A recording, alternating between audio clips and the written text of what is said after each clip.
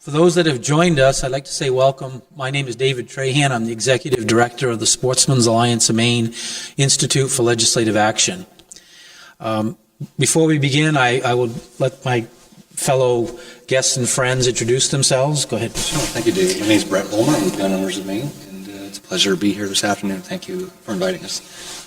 Hi, John Chapman. I'm an attorney in southern Maine. I'm a life member of the Sportsmen's Alliance of Maine and a benefactor level member of the NRA. Proud of both. Before we begin, I'm gonna tell you generally why we're here. We're a little bit over 3 weeks outside of the election, and as many of the people listening and who are going to watch this, our airwaves are consumed by ads that have been generated from out of state. It's impossible for Maine people to get access to our television, to the radio, to talk about issues and the candidates that are running, particularly in the U.S. Senate race between incumbent Susan Collins and Democrat Sarah Gideon. We think it's crucial, and it's our mission as an organization, and I know Gun Owners of Maine as well, to inform our members about the positions of the candidates. In this case, it's impossible to do that other than through venues like this, where we can interact with the public through social media or through our membership communications. So it's imperative that we inform our members through this venue.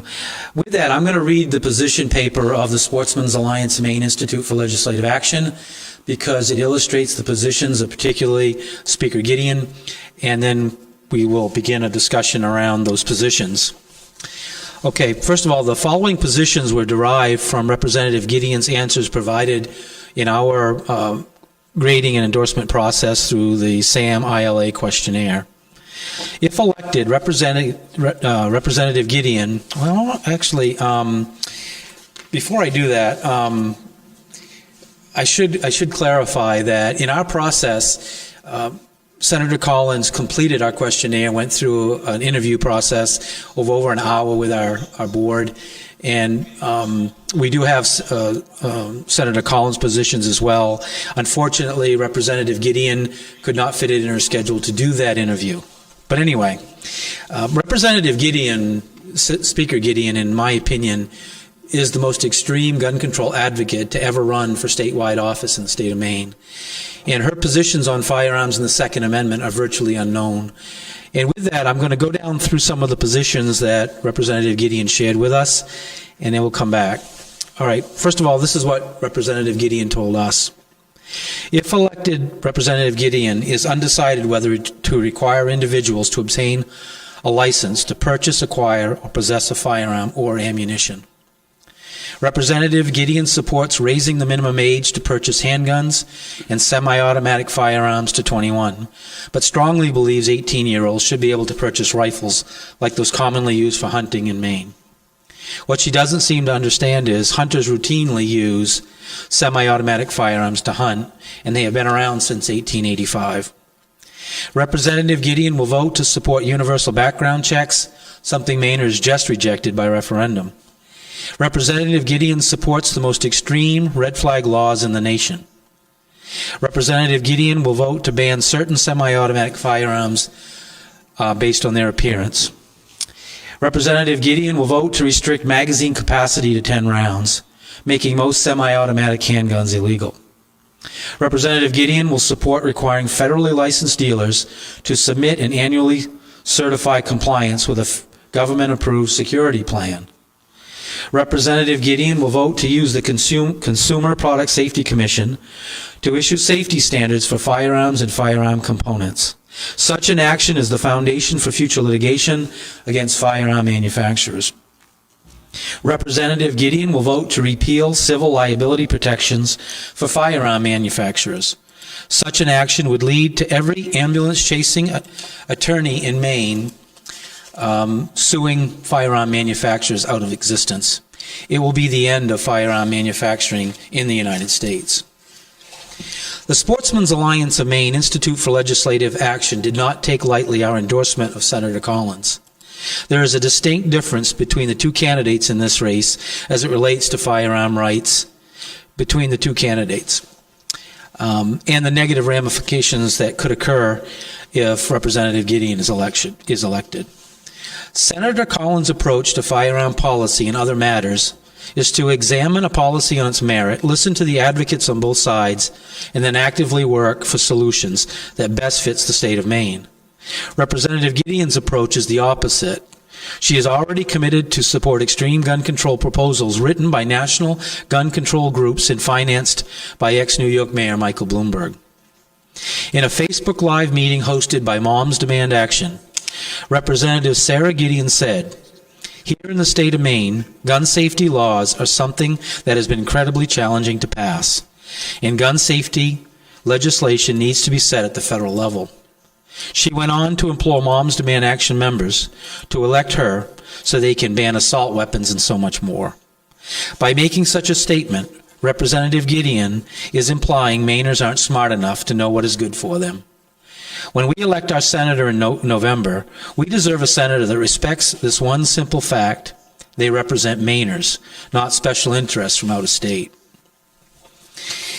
With that, I'm going to stop there, and Brett, if you'd like to make a statement on behalf of Gun Owners of Maine, Sure. We'll go from there, and then with John. Thank you, David. I'll start off by just clarifying a couple things, just make sure that we're clear. There are a couple subtle differences between our two organizations. One thing I want to point out, sometimes I get asked why a grade of a candidate that we assigned to a candidate, it may be different than what the Sportsman's Alliance gives that individual. It's a really simple explanation. The explanation is that Gun Owners of Maine is a single issue organization. We deal with gun rights, that's it. We don't do anything else. I'm not saying there aren't other important issues, but those are beyond the scope of our mission. So we focus solely on gun rights when we're evaluating or grading a candidate. Whereas the Sportsman's Alliance, you guys do work on a multitude of fronts. Correct. And we'll evaluate candidates on all those issues when you're assigning those grades. So that's why sometimes you do see a little bit of a difference. Another slight difference is that Sportsman's Alliance will endorse candidates, whereas Gun Owners of Maine does not. Now, there's absolutely nothing wrong with doing that. Many legitimate organizations do that. That's a common practice. I just want to make sure people are clear that we are not here today endorsing a candidate. But we will absolutely shine a light on the candidates' positions and records when it comes to gun rights, because people need to know when they go to cast their vote what they're voting for. During every election season, gun rights activists, I think we start to sound like a broken record. We talk about it. I think every election we say the same thing, that our right to keep and bear arms is at stake. But there's a reason we say that, and it's because our right to keep and bear arms is at stake. And I really believe that right now in this election, it's more true than it's ever been before. Absolutely. Anti-gun politicians are getting more radical in their proposals, and they're not being shy about it. They're just coming right out and saying some pretty crazy stuff that they want to do. And the other thing, and you've already mentioned, David, is Michael Bloomberg's influence and role in this. January of this year, Every Town for Gun Safety announced what they call the $60 million electoral program. Basically, it's dumping money into the campaigns of anti-gun politicians because, like you said, he knows he thinks he knows what's best for us, and we're not smart enough to make those decisions for ourselves. So he needs politicians that'll do his bidding to cram that stuff down our throat in Washington. So that's all I have to say at the moment. Thank you. Well, before we get to John, if you want to make a statement, John, before we get started, anyone that's watching this on the SAM-ILA Facebook page, if you have questions during this discussion, post them on our Facebook page and we'll try to get to them. What I would like to just clarify for the folks that are listening, the FBI and other federal and state agencies rate states as it relates to violent crime. Maine is the safest state in the nation to live as it relates to violent crime. That is an important component of this discussion.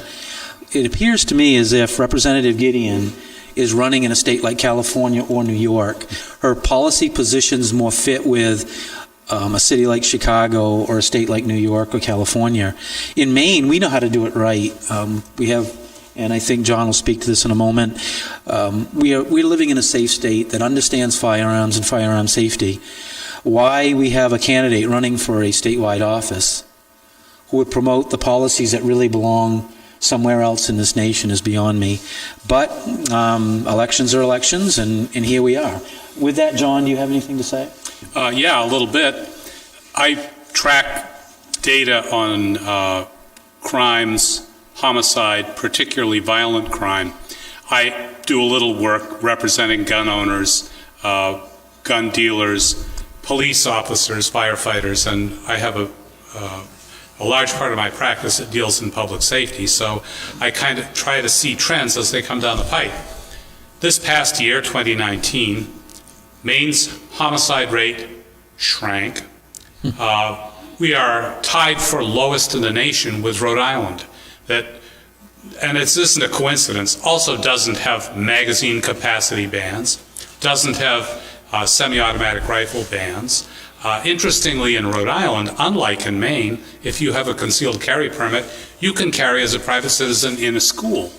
A few years ago, my relatives in Rhode Island noted that there was a big hubbub about that when it was discovered. And the question was naturally asked, well, what problems have we had with that? And the answer was none. Maine has among the fewest restrictions on lawful gun ownership in the nation. We have one of the lowest incarceration rates in the nation. We have the absolute lowest violent crime rate in the nation. We are usually at the very bottom for homicide rates that we share with a couple of other states, typically in any given year. And the Wall Street Journal, pretty middle-of-the-road organization, comes up with its safest state evaluation every year.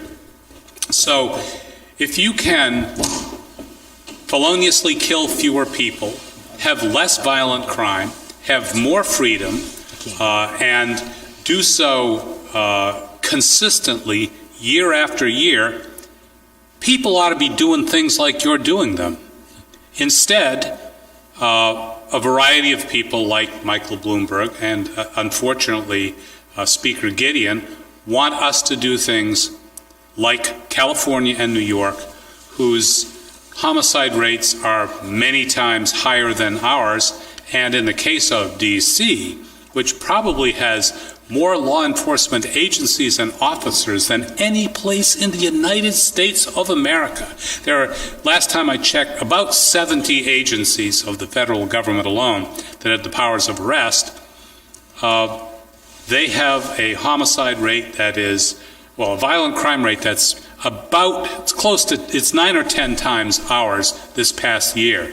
The homicide rate is stratospheric, and for unknown reasons, a bunch of people want us to adopt policies that have absolutely failed every place else. And the only reason that we can see to do it is it appears to be a funding source.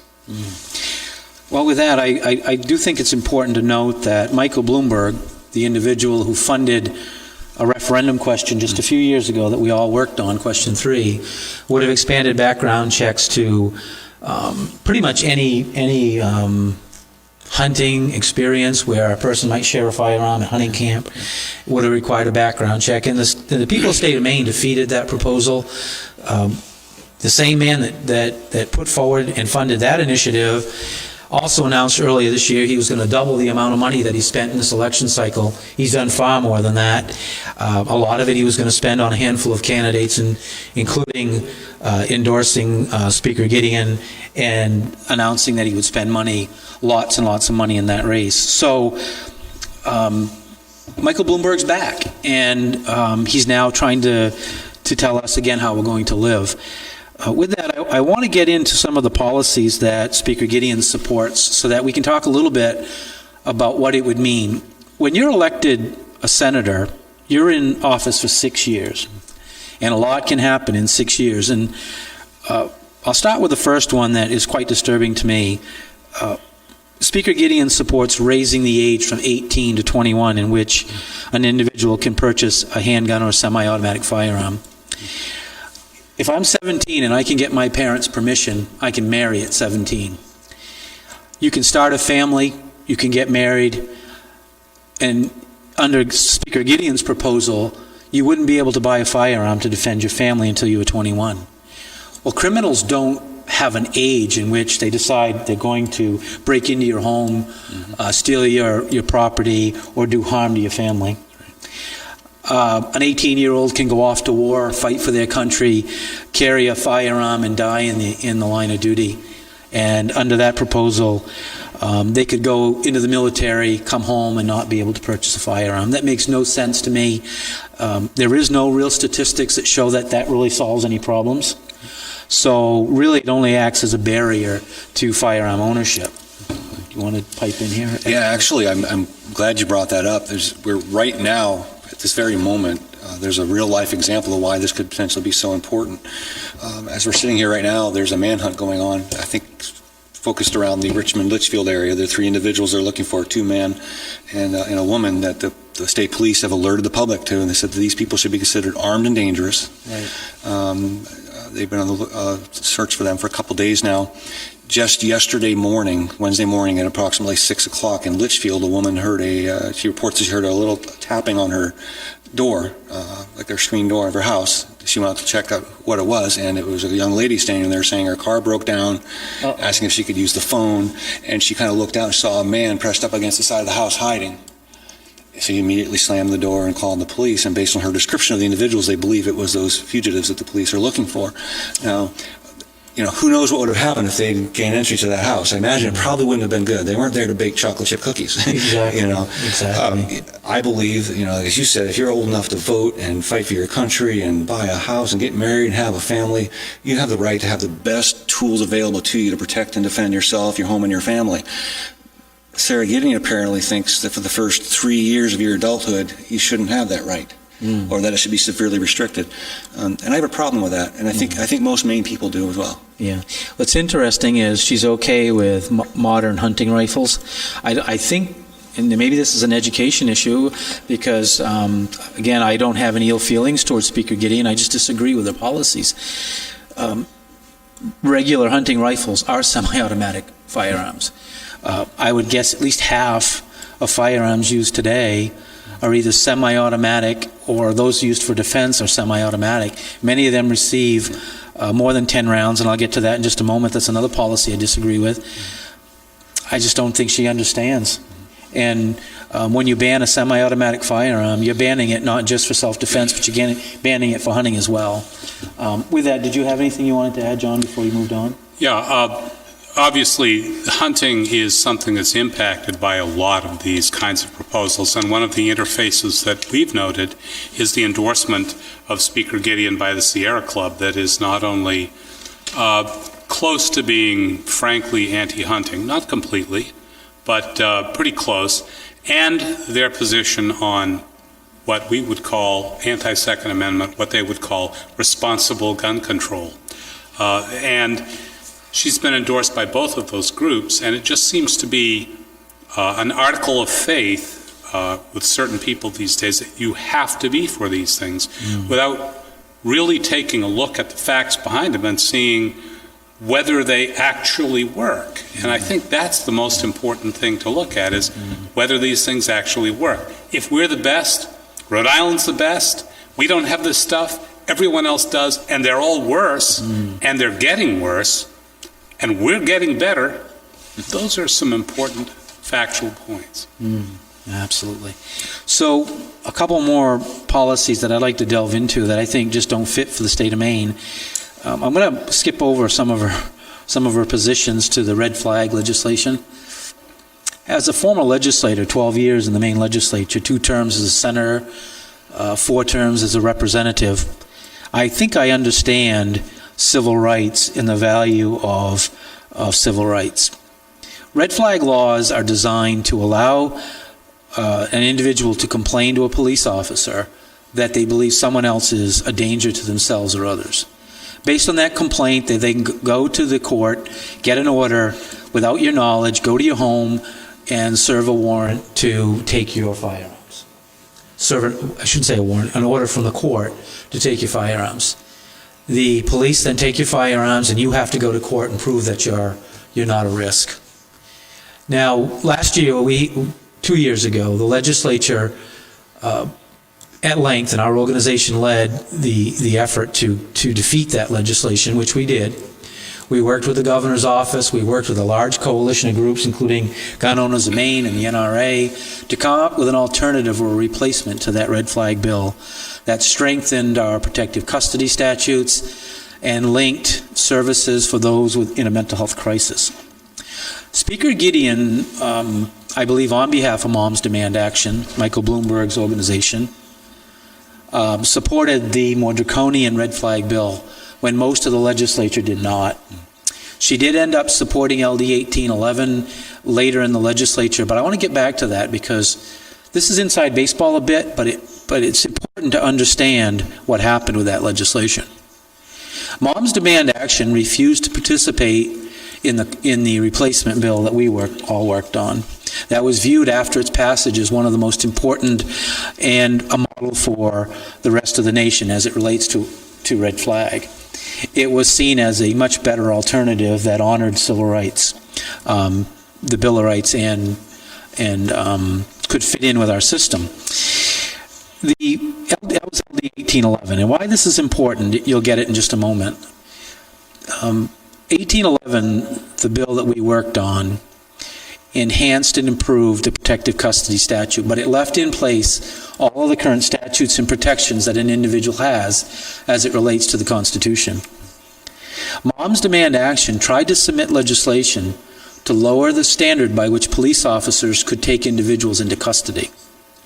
Why that's important is probable cause is used as a police officer's reasoning for arresting somebody or searching a place, a home, property. And the probable cause is based on an officer's belief that a crime may have been committed in that place. When it comes to red flag legislation, no crime has been committed. It's an accusation. Okay. It's not even an accusation of a crime. It's that they think that you're incompetent, even though they're not doctors and don't have a doctor. Correct. So why this is important is because LD 1811 amended the protective custody statute. The protective custody statute allows a police officer to take an individual they deem to be a risk to themselves or others in suffering a mental health crisis into protective custody for 18 hours. Under this legislation that we had worked on, Moms Demand Action, Speaker Gideon wanted to lower that standard by which a person could be put into custody. Now that's different than red flag. Red flag takes your firearms, but nobody's arrested and no crimes have been committed. Under protective custody statute, you're arrested and your civil rights are deprived. You're deprived of your civil rights. You're taken to jail, basically, without a crime ever being committed. Speaker Gideon supported the minority report on LD 1811 that would have changed that standard and allowed police officers to arrest you. Now that's disturbing to me. It also shows you the style of individuals when it comes to lawmaking. Instead of participating in that process to come up with a law that fit for Maine, she sided with Moms Demand Action and the national organization. Anything anyone wants to add before we move on? Sure. I'm taking a look right now at every town's page, and under victories, it has every town for Gun Safety Action Fund endorses Sarah Gideon for a U.S. Senate in Maine as a victory. And they seem to have been asleep, even though we know they weren't, during the activity that David and I, and actually, and this is something a lot of people don't know, I'm actually a Democrat. And I know. You guys have, but I work pretty closely with the governor's office, and we tried to identify where problems were and address those problems. And to just give you a little different idea of how the non-standard for let's just say the wrong kind of Democrat deals with them, I'd offer the different way we handle potential school shooters. Everyone has heard about Nicholas Cruz and Parkland, and the fact that, and this was policy, he was let go over 30 times, despite the fact his family was calling the FBI, and by the way, on the internet, you can actually get those calls, they still have them, begging them to do something because he was going to shoot up the school. This is well in advance of it happening. He actually did commit crimes. Some 30 times they were called. There were assaults. He was bringing firearms and ammunition to school. Actually, I guess just ammunition to the school. Nothing was done. Well, by contrast here in Maine, we realize that firearms don't walk around and kill people. We realize that bad guys do it. Upon reading about Mr. Cruz, there was a kid I say kid, he was, I think, 19 or 20, something like that. He was in Ellsworth. I can get his name for anybody that's interested, and he was posting on social media how he wanted to be the next big school shooter. I'm not sure if you remember that, but I do. Immediately he was sucked off the street, taken into custody, put into the system. There was no shilly-shallying around. He was identified as a dangerous guy, and we treated him as that, as opposed to the more fair method, according to every town, which is to treat absolutely everybody except the people that are likely to do it as a risk, because it's just more fair that way. We actually go and get the bad guys. And one of the things I've always appreciated about our governor and our Secretary of State, and both of them make me proud to be a Democrat, is they're the kind of people that are wired that way. Let's go get the bad guys and leave the good guys to lead their lives. Well, with that, I guess I can't improve on that statement. I'd like to move on to a couple more policies. Sarah Gideon says that she would, I should say Speaker Gideon, we should give her the respect that she is due. I should. She would support a ban on so-called assault-style weapons. In addition, she would support banning high-capacity magazines. And when I asked her what level she would support, she said 10 rounds. I think we can spend a little time on this one. There has been a so-called assault weapons ban before. It really made no difference in reducing violent crime. Really, I want to make a point that I think many people listening who maybe don't understand firearms, an assault-style weapon or a semi-automatic firearm is no different than the semi-automatic shotgun, my Remington 1100 that I use for duck hunting. It's the same mechanism. It's been around. It's been patented since 1885.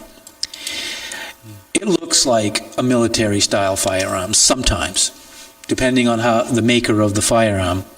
But ultimately, the mechanism itself is a simple semi-automatic, one round at a time. You have to pull the trigger once to get it to fire.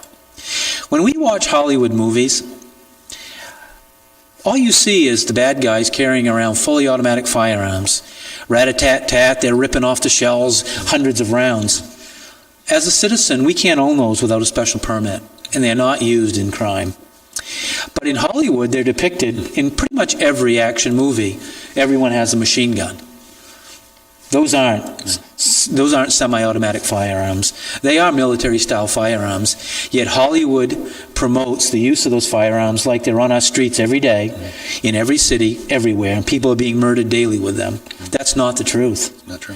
No. And I think one of the best presentations I've ever seen was when Jeff Zimba, our friend, our Second Amendment friend, took a so-called assault weapon right in this room, took it apart, and turned it into a standard hunting rifle. I've seen that. He made it look.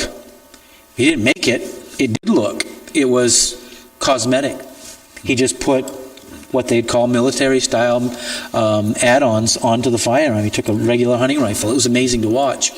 But the firearm did not shoot any differently. It was the same firearm. So it's important to note that banning semi-automatic firearms is arbitrary at best. You really have to invent a definition based on your politics to identify the firearms that you would like to ban. Angus King, Senator Angus King, probably gave the best explanation that I've ever seen as to why he opposes such a ban. And we ran it in 2 years ago, and when he ran for office, I think it was 2 years ago, we ran his explanation. And he basically, to sum it up, he said that these types of firearms are simply hunting rifles with add-ons. That's absolutely right. So with that, does anyone want to add anything? By the way, the 10-round limitation on magazines would basically make most common semi-automatic handguns illegal, because they can receive far more than 10 rounds, up to 15 for a Glock, I believe. Anything you'd like to add, John, before we move on? merely that if these things had been demonstrated to be a big help anyplace, that would be of some interest, but they haven't been. Some of you may be presented statistics that show that during the time of the semi-automatic rifle ban from 1994 to 2004, the homicide rate went down. Well, it did.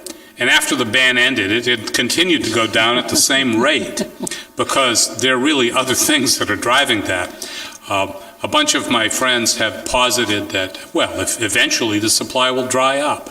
I direct them with great glee to publications from Brazil and places in the former Soviet Union where there are thriving cottage industries where you can buy a fully automatic submachine gun that's built in someone's garage.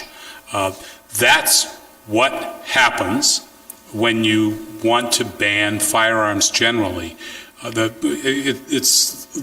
look at the success we've had banning drugs, and it isn't really a great deal of success. And we think that we've kind of figured that out. We figured it out with alcohol many years ago.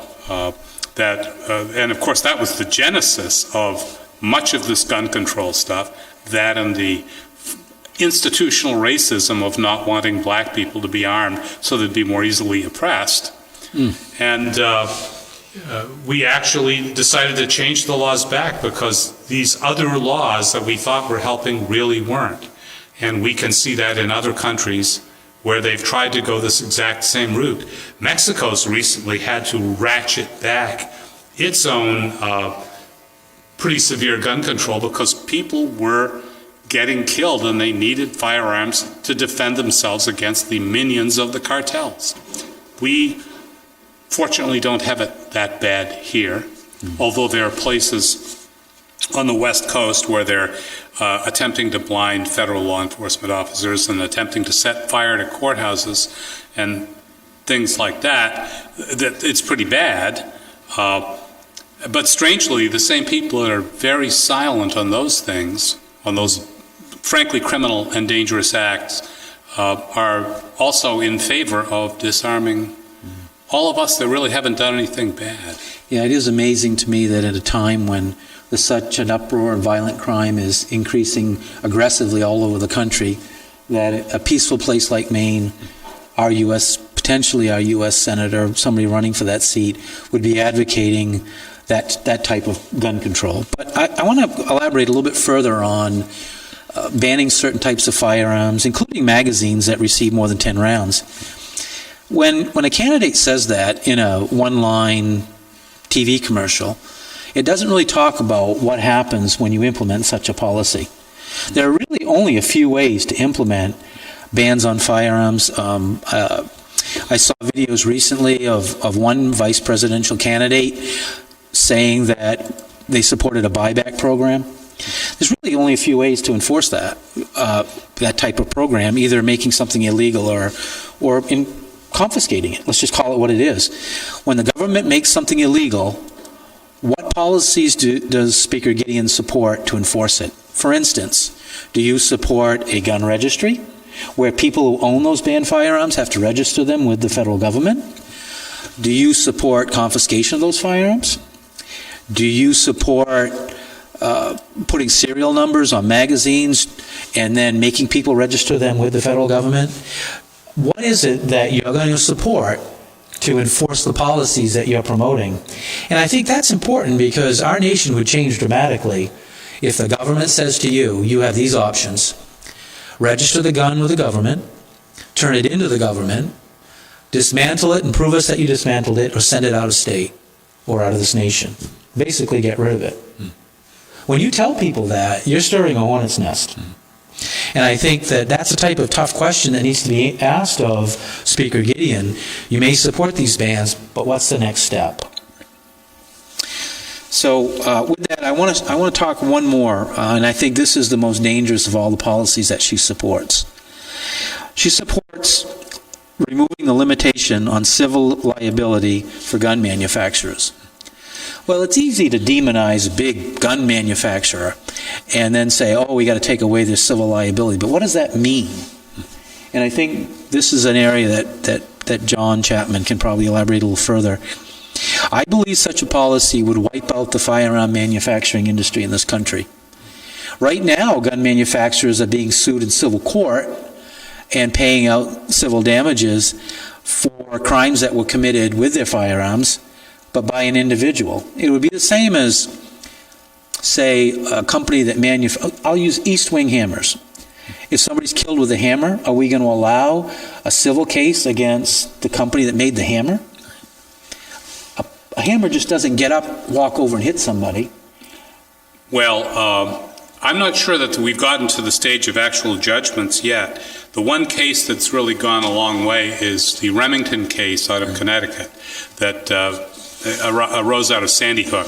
And what Remington did was sell the gun to somebody who never committed a crime with it. The gun was stolen and then used to commit a crime. But because they made the gun, they are now facing trial, and they've already sought federal bankruptcy protection for it. That's a manufacturer that has been around since the 1800s.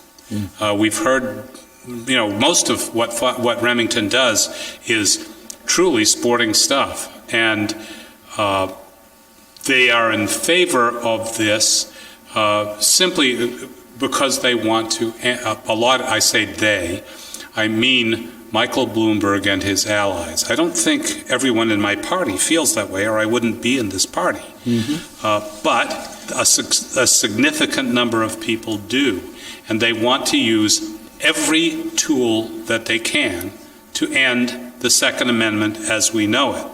And it not only includes making you responsible if somebody you've never personally dealt with uses a firearm in a crime that you built.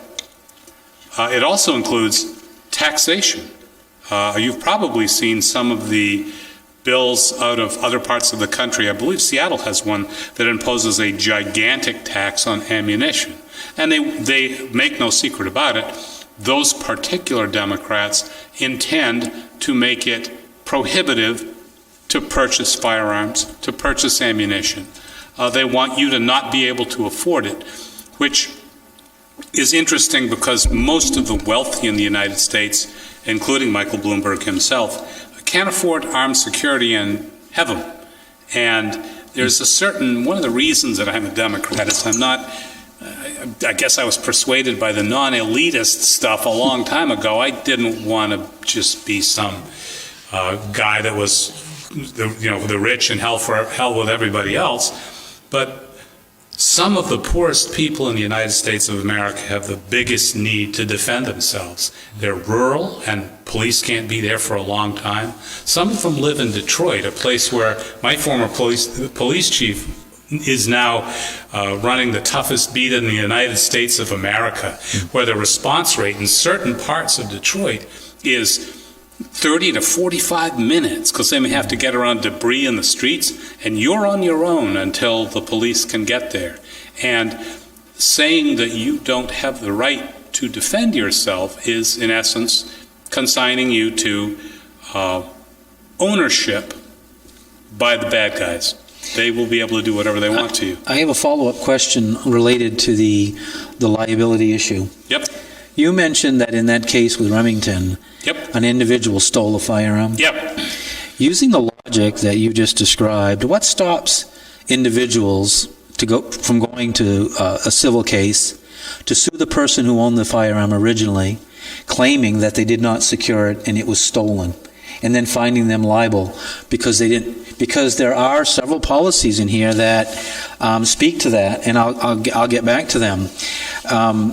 One of the things that Speaker Gideon said that she did support was requiring individuals that hold a federal firearm license that sell firearms, like we do here at SAM. We don't sell firearms, but we raffle them, to submit to the government a plan each year that gets certified by the government on the way that they store their firearms. What that does is establishes a platform. If somebody comes in and you haven't abided by the government's plan, or you haven't been approved, or you can prove somehow that federal firearm license holder didn't store their firearm properly, and I don't know what that would look like. But you create another whole avenue where people that are in business who already have that plan in place because they need to protect their store for insurance purposes, for the public safety purposes, you create a whole new layer of bureaucracy for people to sue. And that seems to be the avenue that a lot of people want to go, is to use the courts to drown the firearm industry as well as the Second Amendment. And I see it as just another layer of bureaucracy to do that. The government can come in and tell you. And getting back to the liability issue, in civil court, I understand you can pretty much argue anything you want to. Negligence, and if you can argue it and prove, you can win. And in this case, I don't see why the original owner of that firearm couldn't be sued using the logic that it wasn't stored properly. Well, and the original owner, your words, original owner, are really loaded words, because obviously Remington was the original owner of that firearm. But if you, for example, were to sell a firearm, maybe through an FFL dealer, maybe you owned the firearm at one point, you went to Cabela's and sold it to Cabela's, and Cabela's sold it to somebody who stored it badly, and it was stolen. So you're about 3 or 4 levels away from the person that actually committed the crime with it. Well, if you're in the chain of ownership, why not? And that seems to be the strategy behind the use of the civil tort law system here. It isn't to actually make people with some kind of control up their game. That can already be done in the state of Maine. If you have kids running around in your house and you leave your guns around and they get them and they kill each other or somebody else, you can already be liable for that. Yeah. That's not what they're talking about. Is 2 or 3 jumps farther, making a manufacturer of a firearm strictly liable for all of the harm caused by that firearm, even if it was originally sold to the FBI. And I own a firearm today that was originally owned by the FBI and was unloaded when they went to different firearms. I own firearms that were owned originally by the U.S. government that were unloaded as surplus. Can you sue the U.S. government? Well, you can't. But how about the entities that made those firearms? That they are really in favor of that, not because they think it'll make us safer, but because they think it will accomplish their goals of disarming us. Well, I think that the key to this is that the more opportunities you have to drag a firearm manufacturer or an owner into court to have to defend themselves, the more money it's going to cost, and it really becomes a death by 1,000 paper cuts. I want to shift gears a little bit to the Supreme Court and why this seat in Maine, this little old state of Maine, is so key to the rest of the nation. Right now, there's a 3-vote majority of Republicans in the U.S. Senate. There's a reason that over $100 million has now been spent in Maine, or almost a month out of the election, to unseat Senator Susan Collins. It is because the Supreme Court, there's a nomination in play. It's because down the road, the only real way that the Second Amendment can be undone is to rework precedent by the Supreme Court, rulings by the Supreme Court as it relates to protecting your Second Amendment rights. When people talk about stacking the Supreme Court, if this latest Supreme Court justice is approved, it is exactly about undoing the Second Amendment and other constitutional freedoms. Why else would you want to stack the Supreme Court with politically minded people who align with you unless you have the intent to change precedent? Whether it's the future rulings or the past rulings. This is how easily you can lose your Second Amendment rights. What if the court does get stacked with liberal judges who will agree to change precedent as it relates to the Second Amendment? Nothing that we hold dear as a Second Amendment right is protected at that point. It becomes about political philosophy, not about interpretation of the law. All of our precedent, over 200 years of it as a nation, is gone. And what happens is an individual Supreme Court justice is a lifetime appointment. The sort of wreckage that can be imposed on the judiciary by a politically stacked Supreme Court will unravel this nation and all of the rights that we hold dear. If you don't think that this one little seat in Maine is important, ask yourself, out of all that you're hearing out of the major candidates running for office, what will this nation look like if they follow through on the threats? Yesterday, the Vice President challenged Ms. Harris, Senator Harris, on whether they would support stacking the courts. And 3 times he asked her, and she refused to answer. Joe Biden refuses to answer. When somebody refuses to answer a simple question, it's likely because they don't want you to hear the answer.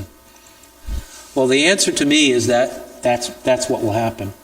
Either that or they're trying to use it as a threat to intimidate the Republican Party into not nominating. No matter which it is, it's wrong. This country has a constitution that was established over 200 years ago for a reason. It gave rights to individuals, but it then gave the individuals the structure to create a government and then a structure to take it apart when it's gone too far. It feels to me like a reversal in roles here. We're losing our freedoms and the government is consuming those freedoms. So for those that out there who think, well, voting's not important or I'm just going to vote because people on TV tell me that Senator Collins is corrupt or has changed, shame on you. Become an informed voter. You don't have to agree with me or with John or with Brett, but become an informed voter. Everything you see on TV is manufactured in California and New York. Most of the money, over 90% of the $100 million coming into Maine, is coming from California and New York and a few other states. They run that money through a consulting firm in another state. They do a focus group, and they ask that focus group, what is Susan Collins' strength? It was always trust. So let's take that trust apart. They manufacture a strategy, a political scheme to use $100 million to unravel a good U.S. senator's reputation for one purpose, to win a Senate seat here in Maine. But this is the important point that the listeners, I think, need to hear. These people who are possibly shaping our leadership here in the state of Maine, they don't live by our laws. They don't live by the decisions made by that senator. To them, it's just one more in the win column. It's one more step to complete control in the U.S. Senate. Maine people are their last concern. Whether you support Speaker Gideon or Susan Collins, if this is allowed to happen in our state, we should expect that this will be the new normal. Maine people will have no say in their elections. The money will pour in. It will consume up all of the broadcast, advertisement, radio, internet, and we will be manipulated by money. This will be our new normal. The only way to stop this is to reject it and demand that the candidates running for office answer tough questions, not let surrogates from other states speak for them. And that's what's happening today. With that, if there's no questions on the Facebook post, or the two of you have no more questions or any more issues you want to speak of, then we will wrap up this event. I would just say in closing, I always challenge our members, gun owners, and citizens of the state to be informed, as you were saying, David. I think that's very important. And just for anybody listening or watching this broadcast who's maybe looking for some tools to research their candidates, where they stand on gun rights and the Second Amendment, if you don't mind, just mention a couple things real quick. There's a site that I often refer to. If you just Google Vote Smart, it's a great site. You can look up in candidates by name, and you can find out their positions, their ratings, their votes on different issues, not just gun rights, but an array of issues. I find that to be a great resource. And another thing I've challenged people to do is to actually go to the Every Town for Gun Safety's Gun Sense voter list and say, you can punch in your address and find out which candidates they've endorsed in your area. And for me personally, if Michael Bulmer is pushing a candidate, I'm going to wonder if I really want to vote for them. That's me personally. Yeah. So those are just some couple of resources I'll throw out there. Be informed. Know what you're voting for when you cast your ballot. Anything you'd like to say, John? And then specifically about Mr. Bloomberg, one of the things that I'd encourage anyone to do is to listen to his comments about young black men at the Aspen Institute in 2015. Anybody who thinks that they're on the side of the angels if they're for, quote, gun control, Michael Bloomberg delighted in telling everyone that he thought it was a really important thing to sort of throw him up against the wall and just search him at will, something that he was very much in favor of doing and did at a very heightened level, above and beyond what Rudy Giuliani did, who was a real prosecutor. And he basically said that we have to disarm young men of color for their own good because they can't be trusted. I have some friends who are young men of color that I are unaware of the position on that and the dripping racism that exudes is a kind of elitism that gives me the willies. I've written on this subject. I'm pretty well up on it. It is abundantly clear to me when you look at the similarity of the kind of laws that they're talking about and the old slave codes from pre-United States colonial times, that's really what they're talking about doing. And the rhetoric hasn't changed, the language hasn't changed, and the goal hasn't changed. Your point around the stop and frisk policy that was instituted in New York by Michael Bloomberg when he was mayor was rejected by the courts as a racist policy. And I'm glad you brought it up because I think, and it's important that listeners understand that I don't really care what party you're from. We have support at our organization from all parties. It's about policy. It's about disagreeing on policy. And in this case, though, when Michael Bloomberg entered the Democrat primary, he gets slaughtered. Democrats railed on his stop and frisk policies and his racist policies of the past. Well, Michael Bloomberg just announced he was going to spend $100 million in Florida to elect Democrats. To Bernie Sanders' credit, when Bernie Sanders was running in the primary, he said, if I am the nominee, I will not accept Michael Bloomberg's money. Good for him. The Democrat Party as a whole nationally is going to have, at some point, to deal with the fact that there's a billionaire in their midst who is viewed as a racist in New York, particularly by the black community, the African American community. We have some tough issues in this nation and in this state to deal with. Our elections are becoming more angry, more partisan, more divided. Those organizations that stick to policy can, in my opinion, talk about the issues in a way that's reasonable, are the ones that are going to be successful. Because there's no platform that has ever succeeded when it was based on hate. With that, I would like to thank the people that listen to this. We are obviously frustrated as a group that the policies that we care about in the firearms community, the hunting community, are lost in the wilderness with all of this money that's flying around and people from out of state telling us what our issues are supposed to be and what's supposed to be important to Mainers.